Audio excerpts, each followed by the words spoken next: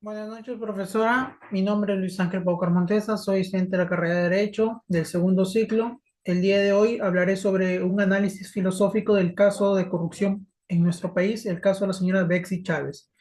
Este caso es para el curso de Filosofía del Derecho. Bien, eh, ¿cuál es el contexto y los fundamentos de este caso? Tenemos el contexto de la misma organización, las leyes injustas, el pensamiento de Sócrates, la democracia y Platón, la justicia y moral de Aristóteles, el contractualismo social y corrupción, el deber moral de Kant. Y por último tenemos las conclusiones y propuestas. Ese es nuestro índice por el cual vamos a empezar. Bien, el requisito número uno que nos piden es el contexto de la organización, el caso Betsy Chávez.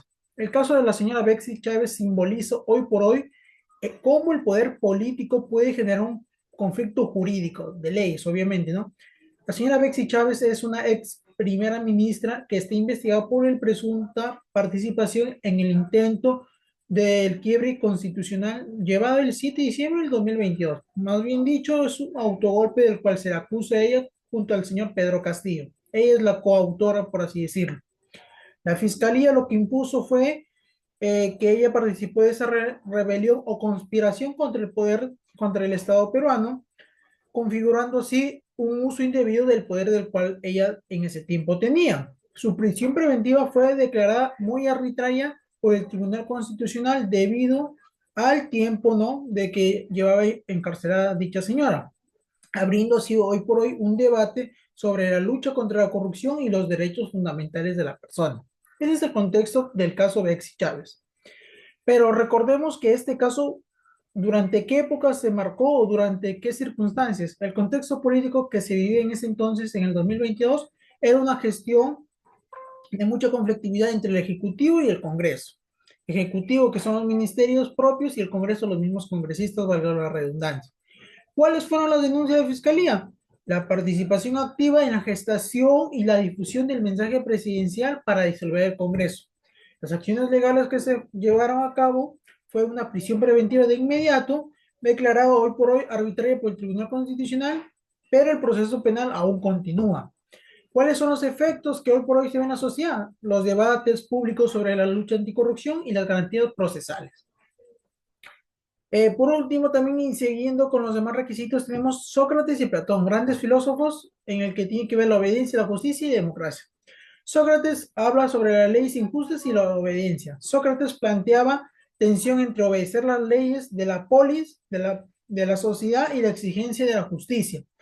La obediencia no es automática, nos refiere él mismo, ¿no? La ley tiene una autoridad moral que sirve para la razón y la justicia como tal. Si a la ley viola la justicia, la desobediencia puede ser moral, asumiendo así las consecuencias propiamente dichas. Este, este concepto trasladado a la aplicación del caso de la señora Chávez, nos preguntaríamos, ¿actuó bien la señora Chávez obedeciendo sus mandatos ilegítimos, como diría Sócrates? Bien. Con este contexto, con los conceptos del señor Sócrates, del filósofo Sócrates, podríamos decir que no actuó bien, pues la señora Betsy Chávez, porque también se cuestiona la legitimidad de la resistencia institucional frente a las leyes injustas que estaban propuestas. Con el filósofo Platón tenemos la crítica a la democracia y al buen gobernante. Platón acá critica la democracia en su libro La República o en su obra magnífica La República, señalando así una degradación hacia la tiranía cuando las libertades se tornan ilimitadas, queriendo decir esto que llevan al desorden y a la demagogia. Aquí el gobernante ideal es el filósofo rey, quien busca el bien común a través del conocimiento de miles de las formas. Esto aplicado al caso de la señora Betsy Chávez no se aplicó debido a que la señora Betsy Chávez priorizó su poder particular, su propio beneficio, ejemplificando, ejemplificando lo que la democracia como tal para deformarse una demagogia. Aquí Platón la ubicaría como los guardianes falseados, que quiere decir que degradan la ciudad y no custodiarían el conocimiento del bien común. En el requisito 1.4 y 1.5 tenemos a Aristóteles y el contractualismo social, justicia y corrupción. Si bien es cierto, Aristóteles tiene que ver con la justicia como una virtud práctica, también nos indica que y define que la justicia es más completa como tal, distingue dos tipos de justicia: la justicia distributiva, que es el reparto proporcional, y la correctiva, que es la reparación de los daños como tal. Su ética del término es un medio que exige la mesura y la prudencia para evitar excesos y defectos en cada decisión, requiriendo así la deliberación y el equilibrio como tal. Ahora, esto aplicado en el derecho penal, tenemos que en el caso de la señora Bexy Chávez, la discusión sobre la prisión preventiva ilustra una tensión entre excesos, como privar de su libertad sin pruebas sólidas, ¿no? Y el defecto es que si la estás liberando es con evidencias de riesgo, porque la medida correcta que debe primar ahí es una evaluación prudencial proporcional al caso. El contractualismo social y corrupción, tenemos acá a filósofos como Howard, Locke y Rousseau. Howard dice que la corrupción es el colapso del Leviatán, cuando el Estado es capturado por los intereses privados, por los intereses de las grandes mafias, perdiendo así la legitimidad y convirtiéndose en una amenaza para toda la ciudadanía. Luego que dice que la corrupción rompe el contrato social con la misma sociedad, con valga la redundancia, erosionando así la protección de los derechos naturales, justificando la resistencia ciudadana. Y por último tenemos que Rousseau nos dice que la corrupción traiciona el pacto social cuando el gobernante actúa por los intereses particulares, socavando la voluntad general y la soberanía popular o del pueblo, como es también dicho. Esto, vinculándolo al caso de la señora Bexy Chávez, tenemos que se interpreta como un fallo de Leviatán, que quiere decir una ruptura del contrato social, o sea, una ruptura con la sociedad y con ella misma, porque ella decidió primar sus decisiones particulares, no sus beneficios particulares, y no el bien común de toda la ciudadanía. En el requisito 1.6 tenemos Kant, el deber moral y la dignidad humana. Kant establece un imperativo categórico donde nos dice que la moralidad no depende de las consecuencias como tal, sino de la universalidad de la acción y el respeto como tal, incondicional para la dignidad humana de las personas. Las acciones deben convertirse en ley siempre y cuando se utilicen como un fin y nunca como un medio.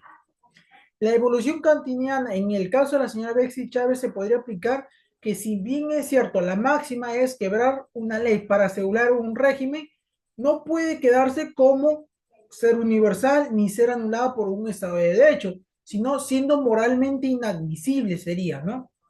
La ética kantiniana nos exige que las instituciones actúen más que todo por deber y no por la conveniencia propia que los mueva, perseverando así la base moral de la autoridad legítima. Ahora, tenemos conclusiones y propuestas de solución al caso de la señora Bexy Chávez. ¿Cuáles son las conclusiones que tenemos? Una institucionalidad democrática peruana muy vulnerable en los últimos años. Vemos que muchos políticos van presos porque prefieren y ven sus beneficios propios y particulares y no ven los beneficios de una sociedad como tal. Tenemos que el caso de la señora Chávez evidencia tensiones de legalidad y legitimidad con la política sobreponiéndose así a una justicia peruana. La intervención del Tribunal Constitucional suele ser muy importante en estos temas, pero también, así como son tan importantes, muestra un dilema entre lo que es sancionar la corrupción y proteger los derechos fundamentales de los detenidos como tal. Vemos que la corrupción de élites son los grandes empresarios, las empresas como tal, entre demás. ¿Cuáles son las propuestas de solución que se proponen aquí? Es fortalecer la educación cívica. ¿Qué quiere decir? Incluir la filosofía política como tal para practicar en la capacitación obligatoria de dichos funcionarios. ¿Cuáles son los funcionarios que nos representan? Los congresistas, los ministerios, los defensores, entre otros. A ellos aplicarles el curso de fortalecimiento de la educación cívica. Formar la prisión preventiva, reformar, podríamos decir, ¿no? Que hay que aplicar criterios que proporcionen y establezcan un tribunal de revisión independientemente a lo ya solicitado y implementar un control ético, que quiere decir que es crear un mecanismo como una prueba de universalización para decisiones políticas de alto impacto inspirada en el pensamiento de Kant. Eso sería todo de mi parte, hasta una nueva oportunidad. Hasta luego, buenas noches.